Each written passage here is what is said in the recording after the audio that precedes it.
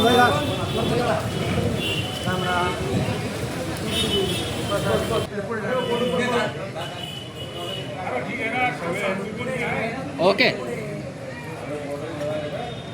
आज या ठिकाणी महाविकास आघाडीच्या वतीने या निगरगट्ट केंद्र शासनाच्या विरोधामध्ये आपण बघितलं असेल 20 ते 25 दिवसापासून या विद्यार्थ्यांच्या मागण्यासाठी सोनम वांगचुक असतील, आपले दीपक भाऊ असतील, हे उपोषणाला बसलेले आहेत. अतिशय शांततेच्या मार्गाने यांचं उपोषण सुरू होतं.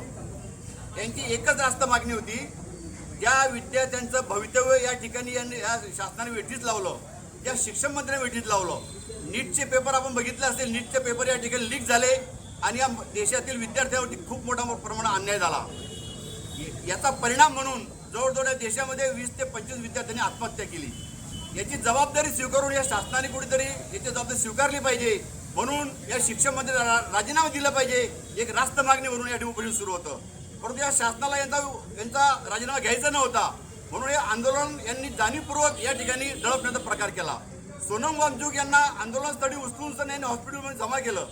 20 तारखेला या ठिकाणी दीपक भाऊंनी या ठिकाणी दिपके भाऊंनी या ठिकाणी या जंतर मंतरवरनं संसदेकडे या ठिकाणी वाटचाल करत असताना जाणीवपूर्वक यांची जी मागणी होती की मागणी पूर्ण करा, परंतु जाणीवपूर्वक विद्यार्थ्यांनी खूप मोठ्या प्रमाणात अन्याय केलेला आहे.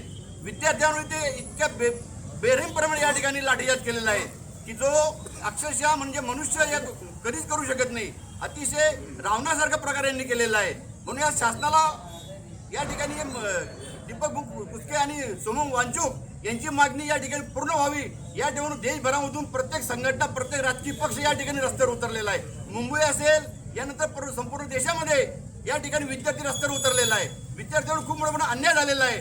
म्हणून या ठिकाणी शिक्षण मंत्र्यांना राजीनामा दिलाच पाहिजे. या मागणीसाठी जामनेर तालुक्याच्या वतीने राष्ट्रवादी काँग्रेस असेल, शिवसेना असेल, मनसे असेल, काँग्रेस असेल, या सर्व महाविकास आघाडीच्या वतीने आमची एकच मागणी आहे. या ठिकाणी या शिक्षण मंत्र्यांकडून राजीनामा घ्यावा, अन्यथा या ठिकाणी मोदी साहेबांनी याची जबाबदारी स्वीकारून मोदी साहेबांनी सुद्धा राजीनामा द्यावा अशी मागणी या ठिकाणी करतो. सुरुवातीला दिल्लीमध्ये जंतर मंतर संसद भवनासमोर ज्या विद्यार्थ्यावर लाठीमार केला त्या सरकारचा मी महाविकास आघाडीतर्फे निषेध करतो.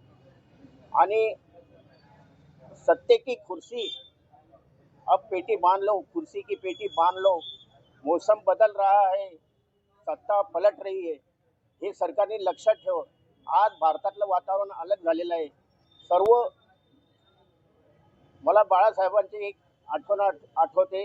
मनोहर जोशी मुख्यमंत्री होते आणि बाळासाहेबांनी सर्व मुख्यमंत्र्यांपासून सर्व मंत्र्यांना तंबी दिली होती की ज्यावेळेस शेतकरी, विद्यार्थी किंवा कामगारांचा मोर्चा आला तर तुम्ही 6व्या मजल्यावर असले तरी खाली या आणि त्या जनतेसमोर जा आणि त्यांना विचारा, मायबाप हो, तुमचं म्हणणं काय, तुमची मागणी काय, तुमच्या मागण्या आम्हाला सांगा, आम्ही त्या जरूर सोडू, अशी प्रत्येक मंत्र्याला आणि मुख्यमंत्र्यांना तंबी दिली होती. परंतु हे सरकार एवढं निगरगठ्ठ आहे की 20 दिवस 25 दिवस झाले सोनम वांगचुक उपोषणाला बसले आहे. परंतु साधा आणि आपल्या महाराष्ट्रातला तरुण दीपक अभिजित दिपके हा हे नेतृत्व करतोय, परंतु त्यांना भेटायलाही या सरकारला वेळ नाही. त्यामुळे या सरकारचा आम्ही निषेध करतो आणि महाराष्ट्र या देशाला आदरून सोडतो. कारण महाराष्ट्रातलाच एक तरुण पूर्ण दिल्ली आदरून सोडतोय, दिल्ली सरकारला आदरून सोडतोय. म्हणून एका ठिकाणी म्हटलेलं आहे की महाराष्ट्र मेला तरी राष्ट्र मेले, मराठ्या विना राष्ट्र गाळा न चाले, खरा वीर वैरी पराधीनतेचा, महाराष्ट्र आधार ह्या भारताचा, महाराष्ट्र आधार ह्या भारताचा. तर शेवटी एकच सांगतो की या शिक्षण मंत्री जो धर्मेंद्र यांनी राजीनामा द्यावा आणि या विद्यार्थ्यांना न्याय द्यावा एवढीच विनंती करतो. जय हिंद. खरं म्हणजे देशामध्ये वैद्यकीय प्रवेशासाठी जी नीट परीक्षा असते त्या नीट परीक्षेचे पेपर यांनीच फोडले.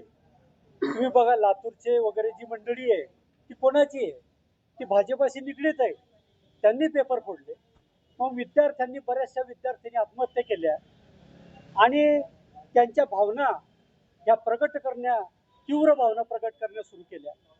फार मोठं नुकसान, वर्षभर अभ्यास करतात, ऐन वेळेला पेपर फुटला जातो आणि त्यामुळे विद्यार्थ्यांचा मनस्ताप झाला. त्यांनी भावना व्यक्त करता बरोबर आपल्या देशाचे सरन्यायाधीश, वास्तविक पाहता सरन्यायाधीशांना ही शोभणारी बाब नाही की त्यांना काक्रोच म्हटलं आणि त्यातून या CJPचा उदय झाला.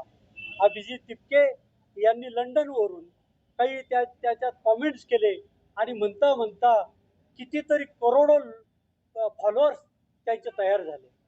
त्यानंतर त्यांनी जंतर मंतरवर आल्यानंतर एक उपोषण केलं. नंतर पुणे असो आणि मोठमोठ्या सिटी, जयपूर असो, बेंगलोर असो, प्रत्येक ठिकाणी त्यांनी भावना व्यक्त केल्या की आम्हाला शिक्षण मंत्र्याचा हा राजीनामा पाहिजे. वास्तविक पाहता ही किरकोळ बाब होती सरकारच्या दृष्टीने राजीनामा घेणे, परंतु सरकार एवढं गर्वात गेलेलं आहे की त्यांना कोणाची गरज नाही. म्हणून यांनी सोनू वामचंग यांनी जंतर मंतरवर उपोषण सुरू केलं. 20 तारखेला त्यांनी एकच सांगितलं, मी मेलो तरी चालेल, परंतु 20 तारखेला देशातल्या करोडो लोकांनी हजेरी लावा म्हणजे माझं समाधान होईल. 20 तारखेला संसदवर मोर्चा होता.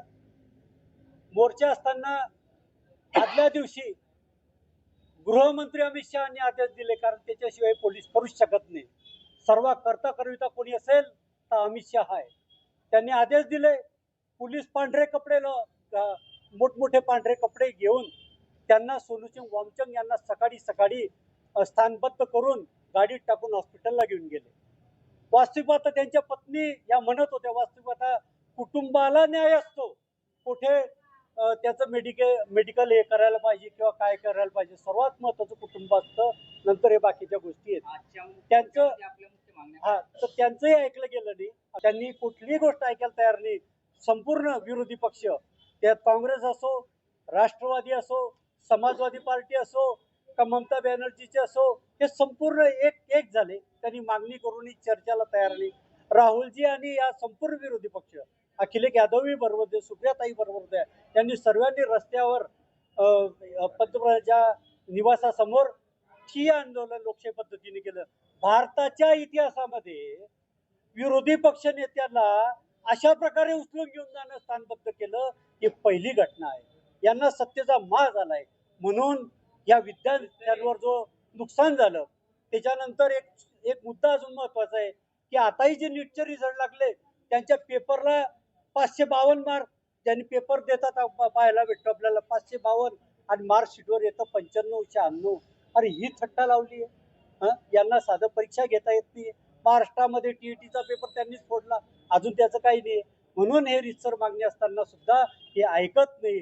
म्हणून जामनेरच्या राष्ट्रवादी काँग्रेस असो, उद्धव ठाकरे गट शिवसेना असो, समाजवादी पक्ष असो, भारतीय राष्ट्रीय काँग्रेस असो, यांनी विद्यार्थ्यांसाठी आम्ही रस्त्यावर उतरलंय.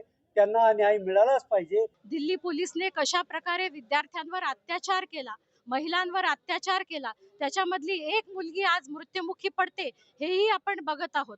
राहुलजी गांधी यांनी या प्रोटेस्टसाठी अतोनात प्रयत्न केले. आज 4 महिन्यांपासून राहुलजी गांधी छात्रों की गूंज या माध्यमातून विद्यार्थ्यांच्या पेपर लीक साठी आवाज उठवत आहे. परंतु हे सरकार याही गोष्टीला अहंकारामध्ये धिक्कारून या गोष्टीला मान्य करत नाहीये. जेव्हा नरेंद्र मोदी यांच्या घरासमोर हा आंदोलन करण्यात आलं, तेव्हा राहुलजी गांधी यांच्या नाकातून अक्षरशः रक्त निघत होतं, तोंडातून अक्षरशः रक्त निघत होतं. या युवा पिढीला वाचवण्यासाठी, या युवा पिढीची शिक्षा व्यवस्था जी आज कोलमडलेली आहे, ही वाचवण्यासाठी राहुलजी गांधी आणि आमच्या नेत्या प्रियंकाजी गांधी यांचा अतोनात प्रयत्न या 6 महिन्यांपासून आपण बघत आहोत. विद्यार्थी रस्त्यावर उतरलेले आहेत. ही भावना सर्वांना वेदना देणारी आहे, संपूर्ण देशाला वेदना देणारी आहे. परंतु ही जी भाजपा सरकार आहे, ही फार अहंकारी सरकार आहे. या सरकारने विद्यार्थ्यांचा जो युवा आहे, यांच्या भविष्याची चिंता या सरकारला नाहीये आणि त्यामुळेच या सरकारने अहंकाराच्या दृष्टिकोनातून धर्मेंद्र प्रधानचा जो राजीनामा आहे तो घेतला नाही.